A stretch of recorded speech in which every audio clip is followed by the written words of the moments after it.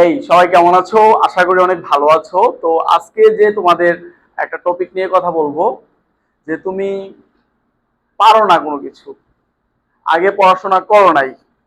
তো আগে পড়াশোনা করো না এই চিন্তায় যদি তুমি নিজেকে থামিয়ে রাখো যে আমি আগে পড়াশোনা করি নাই, আমার বেসিক ভালো না, আমি ইংলিশ পারি না, আমি ম্যাথ পারি না, আমি সায়েন্স পারি না, তাহলে কি হবে? তোমাকে শুরু করতে হবে। দেখো, একজন স্টুডেন্ট অনেক বেশি কিছু পারে, তুমি তো কম হইলেও পারো। তোমাকে এত বেশি পারার দরকার নাই, এত বেশি করার দরকার নাই। অন্যরা 5টা ম্যাথ প্রত্যেকদিন করে অথবা 10টা ম্যাথ করে, তুমি প্রত্যেকদিন একটা করে ম্যাথ শুরু করো। বুঝছো? তুমি প্রত্যেকদিন একটা করে ম্যাথ শুরু করো।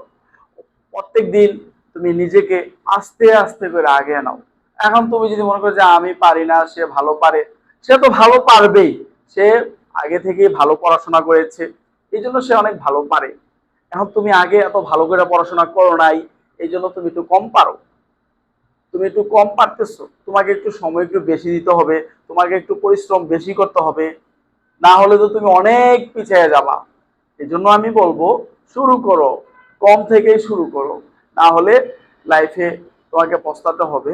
লাইফে তুমি অনেক পিছিয়ে যাবা। এখন তুমি যতটুকু পিছিয়ে আছো তার চেয়ে বেশি পিছিয়ে যাবা।